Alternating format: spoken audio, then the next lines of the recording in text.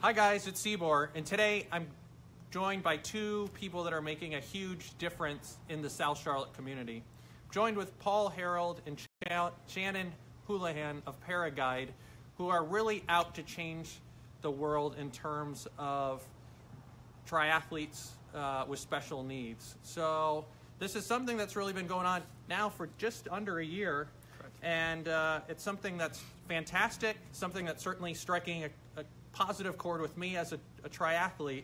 So I just want to have an opportunity for them to share a little bit on what's motivated them to go ahead and found this great organization.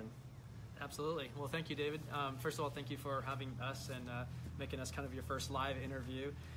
We'll work some kinks out here as we move on. But, Shannon and I co-founded Paraguide last year. Really, we found as athletes, as triathletes in the community, focused on swimming and cycling and running, that there was a very large community around us of individuals that were visually impaired or dealing with disabilities that also wanted to participate in the multi-sport arena. Some of them as triathletes, some of them just focused on maybe the swim or maybe the bike or maybe the run. So by putting the foundation together, we have been able to serve a niche in the community that some of the folks around us, they may focus on a particular area, one individual sport. Maybe it's paddling or maybe it's just running. What we've been able to do is create a pool of resources that can help in all three disciplines, kind of around the sport of triathlon. That's awesome. Yeah, and I don't think I gave them a proper introduction either. These are two superstar triathletes, so swim, bike, and run, for those of you not familiar with triathlon, that have been teammates of mine here in South Charlotte, and they just really felt a higher calling. Is that correct? It is. Yeah, I think for both Paul and I, and for a lot of the guides that work with us, it's nice to kind of expand the triathlete group to folks that might not otherwise have an opportunity to go for a run or go for a bike ride or swim. So it's very rewarding just to kind of spread our passion for triathlon to a greater circle of people. Absolutely. So can you maybe explain to us a little bit about what it really entails? Like, I know we've talked about three sports, perhaps just on the running front. What does that look like to guide somebody that either can't see or has limited mobility? Sure. Well, and just to rewind even a little bit further, one of the things that we found as we started to venture into this space was transportation for these athletes that want to get out and do a run or want to participate in a multi-sport activity. The transportation is a bit challenging. So that's one of our goals, is to try to bridge that gap a little bit, utilizing the public transportation that's offered, but also to augment that just a little bit with being able to hook up and connect resources to be able to get athletes from point A to point B for a training or for an event. We were both, I think, kind of shocked to understand there's approximately 9,000 visually impaired individuals in the greater Charlotte area. We work very closely with the VA. There's over 400 veterans that are visually impaired that we've had the opportunity to be introduced to and to showcase our services. We're going to have several out this coming weekend at the BB&T 5K that are going to be participating. But when we get individuals to a point where we're going to go run, for example, it's taken a lot of getting used to.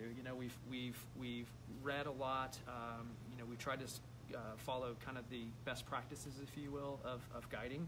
There's a lot of other organizations out there that have written documentation on the proper do's and don'ts of guiding. We have been through mobility training through an organization here that provides mobility services for visually impaired.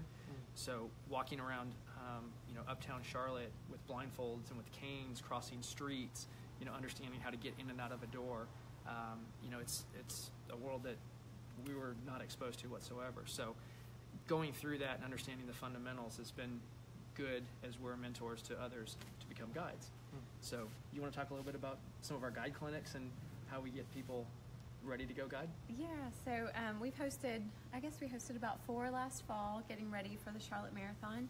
and we've hosted one this spring prior to the event that's this weekend, just to kind of get some new folks out there, teach them best practices. We go and pair folks up and blindfold one so they can practice what it's like to get used to saying the things that you say when you're guiding someone, like when there's a terrain change or there's a bump or there's a speed bump or there's some obstacle that they need to overcome, and get used to doing that with someone who has a blindfold on. And it's a big exercise in trust, which is something that we've kind of learned along the way, and we've gotten used to, but it's neat to have people experience that for the first time, and then to get to kind of pair them up with people who live in their area or might be able to train with them on a regular basis, so that they become accustomed to each other, and it just becomes more natural. Yeah, that's incredible. And I think you touched on something that I didn't even really realize, that oftentimes as a past triathlete or current triathlete, that I think the adventure really starts when I toe the start line. Yet for a lot of these para-athletes, the adventure oftentimes starts the minute they go out their front door. Right. Even getting to the race is oftentimes very challenging, or training venues that really support what they need Yes. can often be a huge part of it. So that perhaps this is a great segue then into the recent trip the two of you took down to Houston to take part in the Houston Half Marathon. Really pulled on your Texas roots to join, I think it was a past friend, is that correct? Yes, ICANN Alliance is an organization that we have a relationship with in Houston, and they actually provide us with the tethers, the run tethers and the swim tethers that we use here in Charlotte. A Boy Scout makes them for us as part of his Eagle Scout project. But ICANN brought us there and paired us up with some athletes who had come from all over the place. Paul was with someone in New Jersey who was from New Jersey, and I was with a South Carolinian. So we got to experience what it was like at a large race. There's, I think, 27,000 people in the Houston Marathon event. So it was neat to experience that and to kind of start in front of the whole race and kind of, like you were saying, sort of bypass some of the challenges just getting to the start line, which can be cumbersome for visually impaired athletes and para-athletes in general. Yeah, and share a little bit too, just about kind of that ebb and flow you have during a race, because you need to stick with your partner the entire time. Right. So what does that really look like come a race setting? Yeah, come a race setting, it's challenging. Going and doing a training run is one thing, where it's just you and your athlete, and you're tethered, and you're running through a park or a greenway.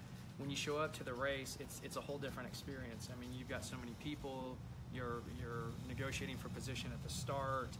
You got to keep in mind you have a tether between you and your athlete. In a race setting, we'll typically have 2, maybe even 3 guides per athlete.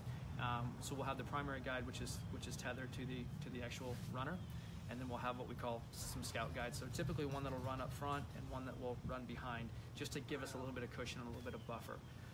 Some of the roles as those scout guides is to maybe run ahead and actually get the water from the water stations, and then come out to the guide and to the athlete. It makes it a lot easier when you start to get into that congested area.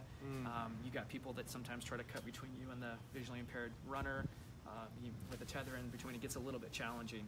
So for them to help announce that there's a visually impaired athlete or a blind athlete coming through is very helpful. Kind of carving that way for us is extremely helpful. As the primary guide that's actually tethered, I mean, it's a very big responsibility, especially when you're dealing with a runner that is maybe doing a 5K at 20, 21, 22 minutes. I mean, you're running at an aggressive pace. You're negotiating people. You're negotiating cones. You're negotiating that person that's running with earbuds that doesn't hear you coming. And you're trying to give commands. You're trying to be positive to that individual, kind of coach them. At the same time, keep your own breath and keep your own composure, while you're running at that kind of pace.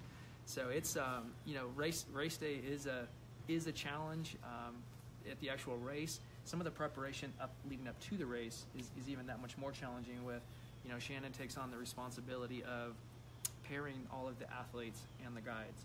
And she's running a database right now of a couple of hundred individuals that want to participate. And as she's looking at where do people live geographically, and what paces do you run, and who has a race the next weekend that doesn't want to run at a 7-minute pace, she works to put that all together and keep it very fluid up until, sometimes we make changes 2 minutes before the gun goes off, just based on how people are feeling.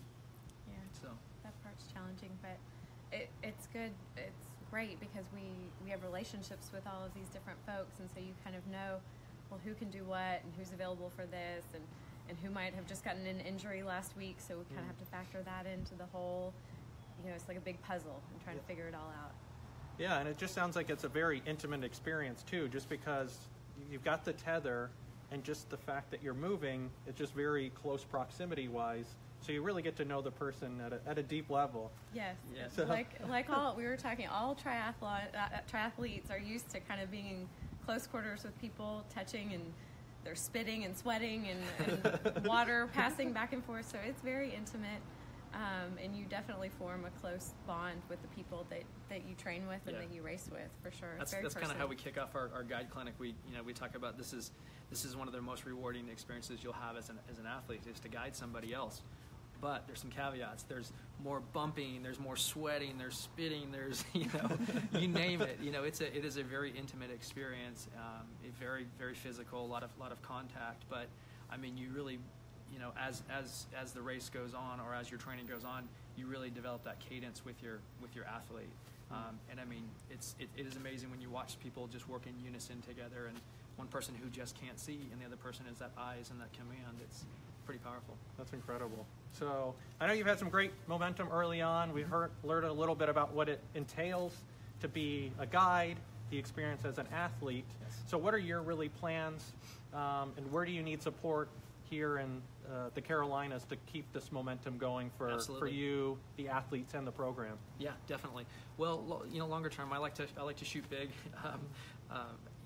I think when we set out to put this together, we saw a need for it. There was, like I said, there's people that handle the running aspect or maybe the paddling aspect, but we did not see a group in Charlotte that facilitated all the multi-sports that we deal with. So getting this off the ground, there is a longer term vision to take this across the country. We've got some very key resources. I'm originally from Southern California. I've got resources there. Shannon's relationships in Texas, pretty strong there. We've already started to establish some connections and relationships in Raleigh, in Greenville, people that have expressed interest in wanting to potentially launch a chapter of Paraguide. So, we want to make sure that we create a model here that is sustainable and it is safe and gives people the tools that want to venture into this, everything they need in a nice toolkit to start a chapter in a specific location. So we're going to take 2018 and really try to put that together, continue to grow our momentum here in Charlotte, and we'll look in 2019 to try to start pushing this out, out into the Carolinas and then out beyond into some other states as well. So what we're looking for, there's the volunteering aspect of this, and I mean, we could not do this without the volunteers. So when Shannon puts together an event for guide clinics, and we use social media and things like this to raise awareness and solicit folks for their time, it's been a great way. We've had so many people come out and support this and want to guide and want to participate. That's huge, and the more time that we spend here, the more people that we meet that have needs for guides, the more important that's going to become, is to maintain that guide database. The other piece is around the financial contribution to this. Our Ortho Carolina, we have to give a shout out to them. I mean, we would not be where we are today and have this kind of momentum without their support. My relationship with Ortho Carolina goes back to the triathlon team days. When I approached them about helping and supporting us in this venture, they were 100% behind us, and they've just been absolutely fantastic to work with. Our local sponsors, the Donnie Forsyth at Charlotte Running Company, Kyle and Jay White at NC Velo, Chris Harker at Triple C, the folks from Features, Mike Dannenberg from Performance Therapy. I mean, Mike was my partner from the beginning in the triathlon. He's seen my passion for what we're doing now. He supported that and opened up his facility and allowing us to use that for events and so forth. So, yeah, that's excellent. So, just to reiterate, bring your sweat. So if you're ready to get down and dirty as a guide, that's one way that you can really help or bring your pocketbook. That's another way that will enable those people that are willing to do the sweat to go out and spend time with the athletes. So I know it's been great really spending some time with you today just to talk about what you're doing with Paraguide, talk about the successes you've had, Yes. and then really see where the program wants to go.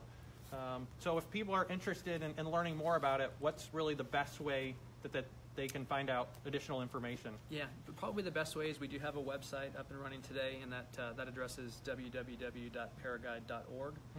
We are on all the social media channels. We have a Facebook page, Instagram, Twitter, and everything.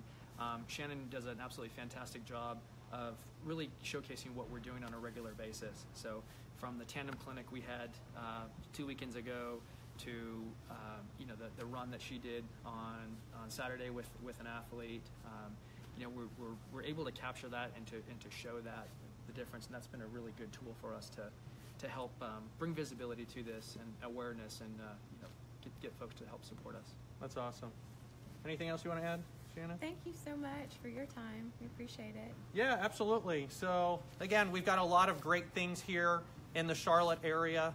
Paul and Shannon are two great examples of what's really possible when you look to help others in achieving something so much bigger for their community. So really encourage you to, again, find out more information at paraguide.org.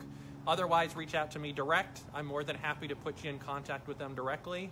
And that's it for today. So have a wonderful week, and we look forward to seeing you out at one of these wonderful Paraguide events. Take care. Thank you.